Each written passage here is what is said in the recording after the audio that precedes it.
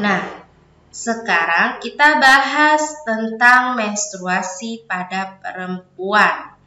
Nah, menstruasi ini apa itu menstruasi? Yaitu seorang wanita dewasa setiap bulan melepaskan satu sel telur matang dari salah satu ovariumnya. Apabila tidak terjadi fertilisasi, akan terjadi pendarahan yang disertai luruhnya sel telur dan lapisan endometrium. Pendarahan ini disebut menstruasi. Menstruasi terjadi secara periodik sehingga disebut siklus menstruasi. Pada umumnya siklus menstruasi berlangsung selama 28 hari. Jadi siklus menstruasi ini rata-rata terjadi selama 28 hari. Jadi yang normalnya perempuan itu sebenarnya 24 sampai 35 hari ya. Siklus haidnya dihitung dari tanggal awal haid sampai nanti akan haid lagi. Kemudian bagaimana jika tidak terjadi menstruasi? Itu terjadi fertilisasi ya. Sebulan sekali ovarium melakukan ovulasi, yaitu pengeluaran sel telur matang yang berupa oosit sekunder. Sel telur ini siap dibuahi sperma. Peleburan antara sel telur dengan sperma disebut pembuahan fertilisasi. Fertilisasi terjadi di dalam tuba falopi dan menghasilkan zigot. Nah, ini tadi sperma masuk ke sini ya, bertemu dengan sel telur yang dari sini menuju ke sini ya. Tadi ada 2 titik. Kemudian kalau terjadi fertilisasi di tuba falopi ini, kemudian akan menempel di sini, menghasilkan zigot yang menempel di dinding rahim perempuan.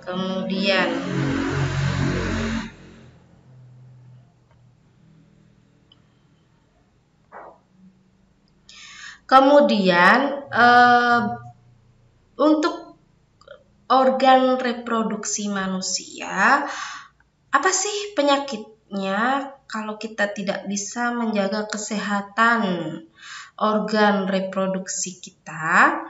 Nah, penyakit yang pertama yaitu keputihan. Keputihan yaitu penyakit yang ditandai dengan keluarnya cairan kental berwarna putih dari alat kelamin, disebabkan oleh infeksi jamur Chlamydia trachomatis atau Candida albicans dan bakteri Grandnerella vaginalis dan Trichomonas vaginalis. Pencegahannya bagaimana? Dengan cara menjaga kelembapan alat kelamin ya. Jadi pakai CD yang tidak terlalu ketat, kemudian bahan yang nyaman, menyerap.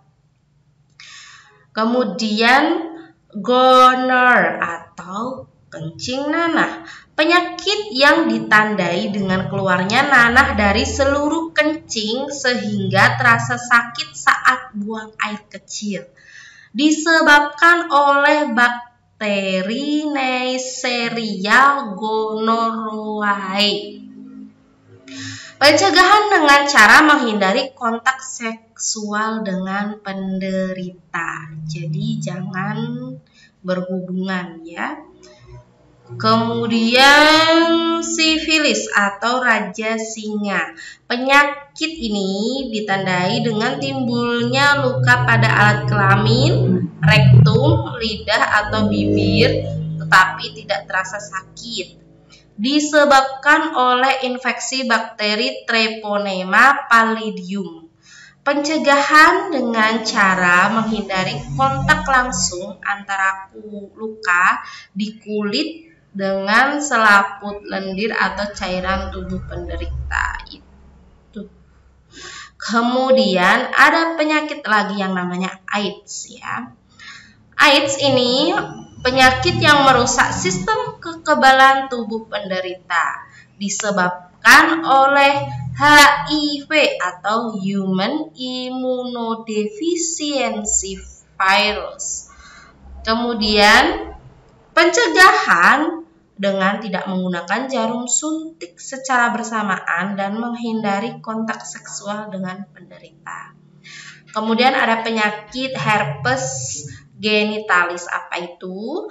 Yaitu penyakit yang ditandai dengan timbulnya bintil-bintil berisi cairan di alat kelamin, dubur, atau mulut dan terasa sakit.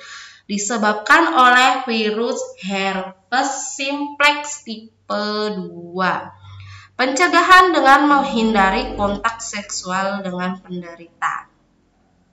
Kemudian prostatitis, penyakit yang ditandai dengan adanya inflamasi pada kelenjar prostat disebabkan oleh infeksi bakteri Escherichia coli atau non-bakteri. Pencegahan dengan cara mengurangi aktivitas yang menyebabkan iritasi pada prostat seperti duduk dalam waktu yang lama. Epididymitis, penyakit dengan peradangan pada epididymis ya. Disebabkan oleh iritasi zat kimia, komplikasi prostatektomi, bakteri coliform, dan infeksi klamidial. Pencegahan dengan cara menghindari bergonta-ganti pasangan seksual. Selanjutnya, upaya pencegahan penyakit reproduksi. Khusus perempuan, mengganti pembalut sesering mungkin saat sedang menstruasi 2-3 jam sekali. Yang kedua, yaitu menghindari penggunaan sabun pembersih kewanitaan secara terus-menerus atau dibasuh saja pakai air hangat ya. Kemudian untuk khusus laki-laki, mengurangi kebiasaan mandi dengan air panas. Yang kedua, melindungi testis selama beraktivitas. Yang ketiga, menghindari minuman beralkohol dan rokok.